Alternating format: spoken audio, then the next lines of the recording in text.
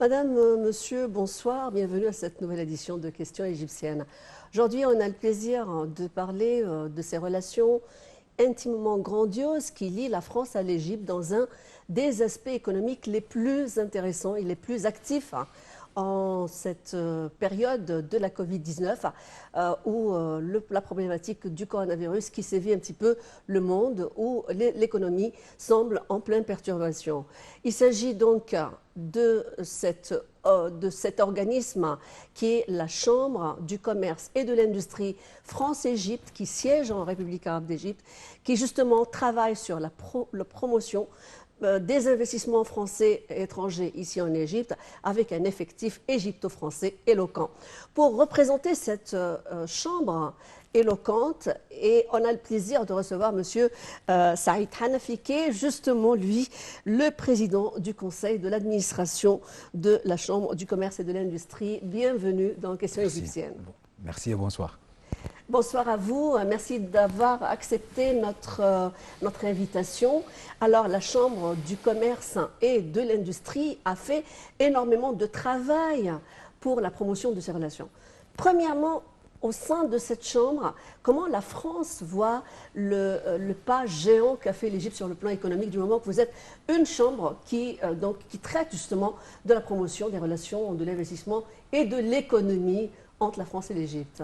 Premièrement, merci pour m'avoir accueilli ici à votre studio. C'est la première fois, je vous disais avant l'air, que c'est la première fois que je viens à la télévision égyptienne. Et ça me fait plaisir et un honneur de venir avec vous dans votre programme. Et je crois que c'est un bon moment aussi de s'adresser à nos amis français et aussi à nos chers frères en Afrique, parce que je sais que Nile TV, il y a peut-être en Égypte, on le voit énormément, mais aussi en Afrique, on voit Nile TV très bien. Et c'est bien de s'adresser à nos amis, à nos frères, et leur expliquer qu'est-ce qui s'est passé depuis 2014, en fait depuis 2013 jusqu'à aujourd'hui. Et ça me donne plaisir parce qu'en fait, comme la génération qui a vécu le changement de l'Égypte moi je suis né en 1980, alors 1980, on était dans un état complètement différent qu'on est maintenant. On était sur un régime qui a maintenant changé en 2011 et puis qui a changé en 2013. Mais en fait, on a vu depuis 2014 un début, je crois, dans mon opinion. Et je m'excuse parce que je n'ai pas pratiqué beaucoup en français. Alors, Non, vous parlez très bien. Alors si il y a des moments où le français n'est pas très bien, alors excusez-moi. C'est juste excellent.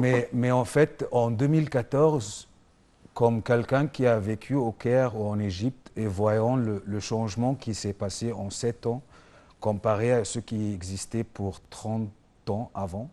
Parce que moi, j'étais né, comme j'ai dit, 1980 jusqu'à 2010 ou 2011, c'est 30 ans. Et puis, qu'est-ce qu'on a vu depuis 2014 jusqu'à aujourd'hui? C'est un pays complètement différent, dans mon avis. J'aime en fait le rhétorique maintenant qui est utilisé par M. le Président. C'est une nouvelle république. Une nouvelle république. C'est une nouvelle république qui se marque par l'inauguration de la capitale administrative. On a vu, par exemple, depuis 2013 jusqu'à maintenant, un changement mais incroyable, autant que la force d'Égypte, la position de l'Égypte stratégique et géostratégique dans le Moyen-Orient. Et moi, comme avocat, parce qu'en profession, je suis un avocat et je travaillais beaucoup dans le monde arabe et dans le pays africain. Avant, quand on partait au monde arabe, l'Égyptien et l'Égypte avaient sa force, avaient sa position, mais c'était une position historique. Ce n'était pas une position qui était actuelle. On n'était pas trop fort au niveau géographique, au niveau de Moyen-Orient. Maintenant, je crois que toutes les questions importantes qui se posent dans la région, commençons par la question libyenne et la position de l'Égypte en Libye. On a vu le président dire ça c'est une ligne rouge, n'importe qui va traverser cette ligne ne va pas être en bon état avec l'Égypte. On a vu la question de Palestine, comment l'Égypte a géré toutes les questions entre Hamas et Gaza, a géré la position avec l'Israël et la Palestine et le Gaza. On a vu comment l'Égypte gère la question de la Méditerranée, la question du gaz de la Méditerranée. On a vu comment l'Égypte a géré tous les problématiques avec un nombre de pays arabes, mais aussi un nombre de pays dans la Méditerranée. Et on a vu aussi comment l'Égypte a commencé à reconstruire son armée. Et je crois que ça, c'est très important parce que l'histoire nous a montré qu'une armée forte dans cette région est très importante. L'armée égyptienne a été toujours forte. De retour à cette question justement de coopération franco-égyptienne, comment la France voit justement ce pas de géant qui a été fait par les Égyptiens? Je crois que la France, cette réforme économique. Je crois que ça se voit. Il y a 2 mois, il y a 2 semaines, il y avait le ministre des Finances français ici en Égypte pour signer des contrats avec des sociétés égyptiennes, avec le gouvernement égyptien. Alors de quel contrat il s'agit? De contrats de transport, de contrats on va changer tout. Je crois que ça va prendre du temps, mais avec la coopération avec la côté française, il y aura un changement dramatique au niveau de réseaux de communication et réseaux aussi de transport ou routier, ou transport ferrier. Oui, il y a aussi ferroviaire, qui est très important aussi pour l'Égypte. Très important pour l'Égypte parce qu'on voit maintenant, ça c'est les conséquences des années où on a néglecté tout ça. Oui, alors c'est toujours intéressant, avant d'aborder cette question de symbiose historique, hein, cette grande histoire d'amour entre la France et l'Égypte depuis la pierre de Rosette, depuis depuis Bonaparte. Donc, quels sont les produits égyptiens qui sont vendus sur le marché justement français? Quelles sont les préférences françaises? Et comment cette Égypte qui est en expansion économique va-t-elle justement trouver un point d'appui dans les marchés européens ou sur le plan international? Je crois qu'au niveau des marchés maintenant, il y a un échange commercial entre l'Égypte et la France au niveau de 2 milliards d'euros. On espère que ça va augmenter pendant les années qui viennent. Et ça, c'est par rapport aux exports ou imports entre l'Égypte et la France. Et il y a beaucoup de produits agriculturels qui entrent dans la France, produits égyptiens qu'on produit ici et qu'on exporte. On a besoin d'augmenter les produits industriels. Et je crois que la France maintenant commence à réaliser que l'Égypte est une bonne centre de départ des produits français en Afrique. Et ça se voit très bien parce que maintenant, avec tous ces contrats-là, avec le Suez Canal, avec la position du canal du Suez, tout le monde, je crois, a vu il y a 2 mois avec la crise du Suez Canal et comment l'Égypte a réussi à résoudre ça. L'Ever Given. Le Ever Given. Et on a montré le monde que le canal du Suez, c'est toujours le plus important autant que canal de commerce international. Et je crois maintenant, avec la coopération avec la France, on réalise ça. Et on réalise qu'il y a un réseau de traités africains et avec l'Égypte, avec 36 pays africains. Le président Sisi a signé en 2015 le traité de commerce et échange de commerce libre entre les pays d'Afrique, la zone libre-échange africaine. Et j'étais en fait là, il y a une semaine, dans une conférence de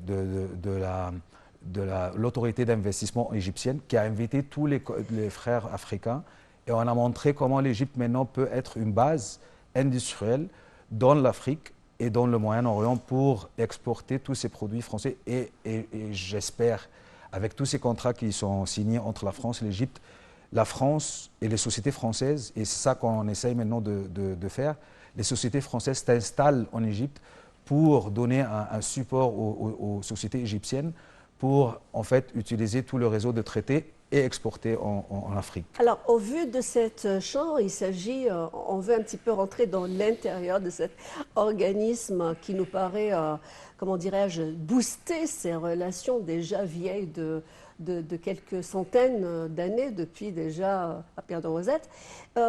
Vous êtes, avec un certain nombre, vous travaillez sur la promotion de ces relations. Au vu de l'intérieur, comment ça se passe? C'est un conseil d'administration?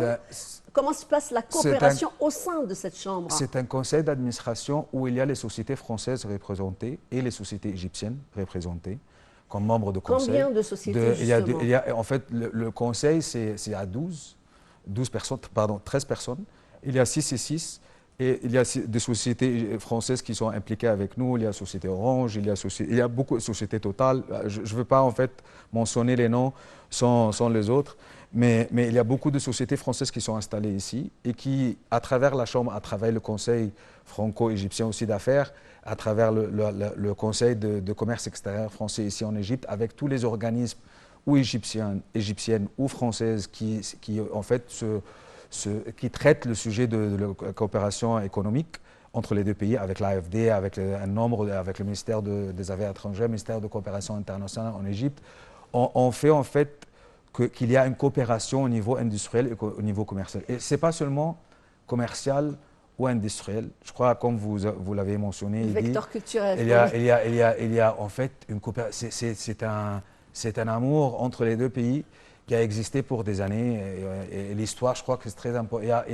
Bien sûr, il y a des périodes où il y a les relations, comme avec tous les pays, les relations sont un peu différentes que les autres. Mais je crois que maintenant, on vit dans... Il y a un consensus en tous les cas sur beaucoup absolument. de problématiques. Et maintenant, on vit Vous avez parlé du dossier libyen, du gaz à Méditerranée. Il y a maintenant le rapport, avec la Turquie, absolument. Donc il y a et on a vu comment le président Sisi était à Paris, était reçu par le président Macron.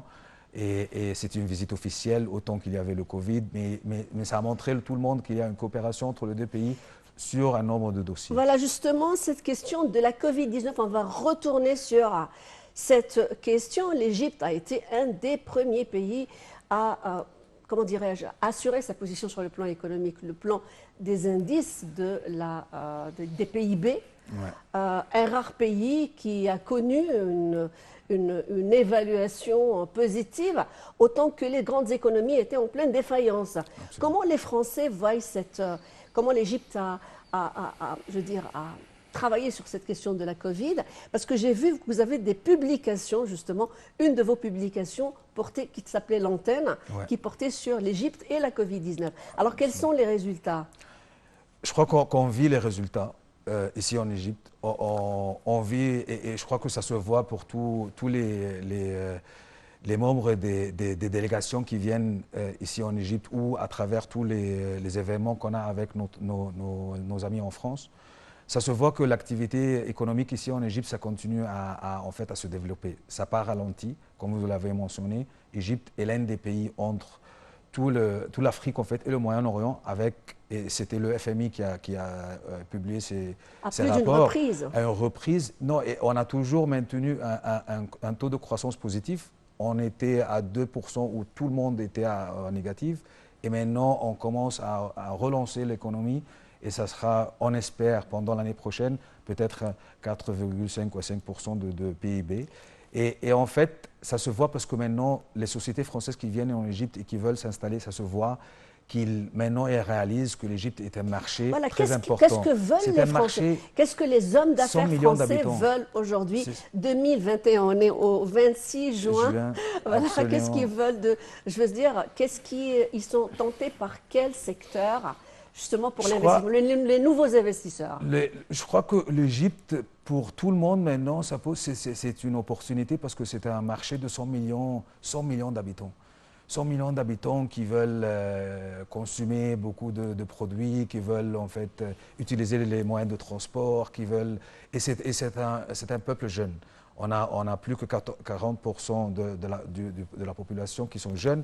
Alors il y a en fait un marché, il y a aussi des talents. Il y a les jeunes qui sont francophones, qui sont anglophones, qui peuvent en fait travailler dans des domaines qu'on n'a jamais vus. Il y a les startups, l'économie égyptienne est devenue très dynamique. Bien sûr, pour être très honnête, bien sûr, on a nos problèmes. On a nos problèmes autant, et c'est des problèmes qu'on a, parce que pour moi, en fait, au niveau juridique, on a des problèmes parce qu'il y avait les droits qui existaient de Code Napoléon. Et comme vous l'avez mentionné, Code Napoléon en Égypte, c'était dans les années de Khedive Ismaïl.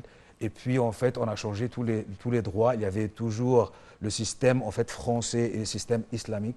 Et puis, en 1949, quand Senhouri, qui était le juriste, le meilleur juriste, qui a travaillé avec un juriste français en fait, en 1949 pour faire une fusion entre les deux droits. Et on a le Code civil égyptien en 1949 qui était établi dans pas tous les pays, juste pour être aussi honnête, mais surtout dans au moins 9 à 10 pays arabes, parce que ça représente en fait une fusion de droits français et islamiques dans un code qui est utilisé par tout le monde. Et ça, c'est la coopération qu'on avait avec les Français. On avait un système juridique qui était très clair. Et puis, c'était la révolution. On a commencé de changer. de la révolution de 1952 jusqu'à 2013, je dois avouer que le système juridique a vu des changements mais importants, mais il n'y avait pas une culture, comment dis-je, une culture d'harmonie entre tous ces droits. On était socialiste et puis non, on va être de marché ouvert et puis on ne sait pas, pour 30 ans on n'était pas monnaie. Est venue cette question de mondialisation. Et puis il y a le changement de l'économie. Maintenant, je crois qu'on a commencé de changer l'infrastructure partout en Égypte, infrastructure autant que réseau, transport, tout. Mais j'espère en fait de commencer à changer aussi l'infrastructure juridique pour permettre aux investisseurs français, ou en fait pour les investisseurs égyptiens avant les Français, les Égyptiens et les Français et tout le monde, d'avoir un système qui est très clair et qui est certain, où on peut faire des contrats qui sont en fait traités bien, qui vont dans des cours où les cours appliquent les mêmes normes pour tout le monde. Et je crois en fait là où ces ajustements juridiques, justement l'Égypte a travaillé sur, le président avait donc annoncé que l'Égypte elle va donc être numérisée, elle va être ultra 2030. moderne.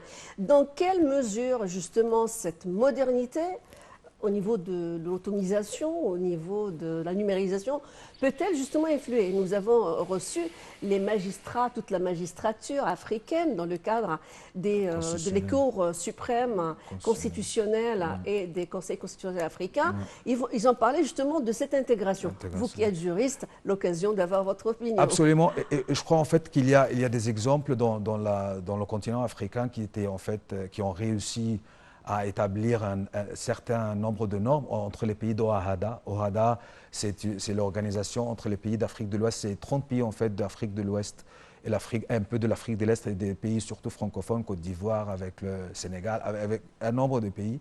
Il y a des principes pour les normes de transfert de capitaux, il y a des principes pour les établissements des sociétés, il y a des principes généraux. Voilà, d'où c'est des principes de droit français, pour justement en fait. Numériser et le pour droit. numériser le droit, mais en fait, on doit créer peut-être. Non, on doit être honnête avec nous-mêmes et dire que tous ces droits qui étaient rédigés dans les années 60, les années 70, les années 80, les années 90, ça ne marche pas maintenant.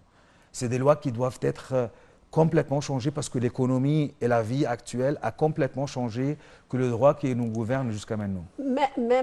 Et pourtant, nous avons une tradition juriste très importante à laquelle nous tenons, toute la magistrature égyptienne tient à ces fondements qui sont justement un des pays les plus développés sur le plan mondial au niveau de la jurisprudence. Mais bien entendu, modernisation s'impose avec la numérisation. On revient sur cette question, si vous me permettez, Saïd Hanafi, de parler justement de ce trio Égypte, France, Afrique. Ouais. On a vu que l'Égypte a beaucoup travaillé sur les sujets africains. Elle est la pionnière en matière d'intégration économique, bloc économique, zone de libre-échange, etc., etc. La France a connu ce qu'on appelle France-Afrique. C'était une grande conférence justement pour travailler. Est-ce qu'il y a un travail qui se fait en ce sens dans ce cadre trilogique je crois qu'il y a beaucoup de discussions maintenant entre la côté égyptienne et la côté française. Et il y a aussi un rapport entre le gouvernement égyptien et le gouvernement français pour en fait établir une sorte de coopération. Mais aussi, pour revenir sur le rôle de l'Égypte, l'Égypte, pour 30 ans aussi, a oublié l'Afrique. Et je crois qu'en 2013, on a commencé à s'engager comme il faut avec l'Afrique. Et ça se voit. Ça se voit le rôle de l'Égypte maintenant dans l'Union africaine. Ça se voit dans le rôle les visites que le président fait. Jamais, en fait, on a vu des présidents égyptiens qui font ce genre de visites. Et puis la dernière visite du président Fattah al-Sisi en France, c'était une totale et les visites aux pays africains. Un petit coup d'œil pour 3 secondes comme ça. Est-ce qu'elle existe, elle est toujours aussi vivace, cette égyptoménie en France Je crois. J'ai pas visité contactez les Français. J'ai pas visité la France pour 2 ans maintenant parce que le Covid, mais normalement il y a toujours cet amour pour l'égyptologie, il y a l'amour pour la culture, il y a l'amour pour tous les endroits et les zones touristiques en Égypte. Je crois que les Français ils veulent et ils voulaient venir en Égypte pour visiter tous ces Merci d'avoir accepté notre invitation. On s'est fait vraiment le plaisir de vous inviter, de savoir un peu plus. Monsieur Saïd Hanafi, vous êtes, je rappelle, vous êtes président du conseil de l'administration de la Chambre du commerce et de l'industrie France-Égypte. Et on s'est fait le plaisir de vous avoir. Merci pour toutes ces clarifications. On aura l'occasion de se rencontrer bientôt. Alors, toujours dans le cadre de questions égyptiennes, le président Abdel Fattah al-Sisi, aujourd'hui, a souligné l'importance de la nécessité de la préservation du développement et de la bonne gestion du fonds des Awqaf.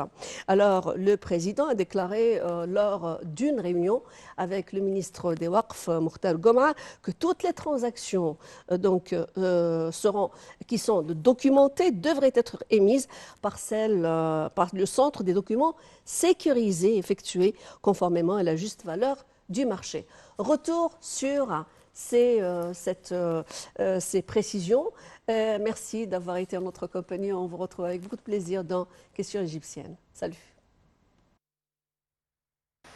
Le président Abdel Fattah al-Sisi s'est réuni avec le ministre des Waqf, Dr Mokhtar Goma, et le conseiller du président pour les affaires financières, le général Mohamed Amin. Selon le porte-parole de la présidence, l'ambassadeur Bassem Rodi, la réunion a porté sur les efforts de modernisation de l'autorité des Waqf et les activités du ministère au domaine de l'écriture, de la traduction et de la publication. Au cours de la réunion, le président a insisté sur la préservation, le développement et la bonne gestion des fonds des Waqf. Selon les instructions du président, tous les documents des Waqf doivent être émis par le centre des documents sécurisés. En plus, toutes les actions financières doivent être accomplies conformément à la valeur juste du marché. De son côté, Dr Mokhtar Goma a passé en revue les efforts de son ministère pour la gestion des fonds des Waqf. L'autorité des Waqf a réalisé les plus grands bénéfices de son histoire durant l'exercice 2020-2021. Le ministre a énuméré les activités de l'autorité au domaine d'écriture, de traduction et de publication. M. Goma a jeté la lumière sur le dernier livre traduit vers diverses langues, les sens du Coran. Outre les éditions intitulées Ru'ya ou Vision pour l'idéologie illuminatrice, publiées en coordination avec le ministère de la Culture, ceci dans le cadre de la stratégie de l'État visant à vulgariser l'idéologie religieuse modérée et contrer les idées faussées. Le président a par ailleurs donné des directives d'élargir les publications liées à la culture religieuse des enfants. Al-Sisi a de même examiné le plan du ministère pour la formation des imams tout en insistant sur l'amélioration de leurs conditions financières.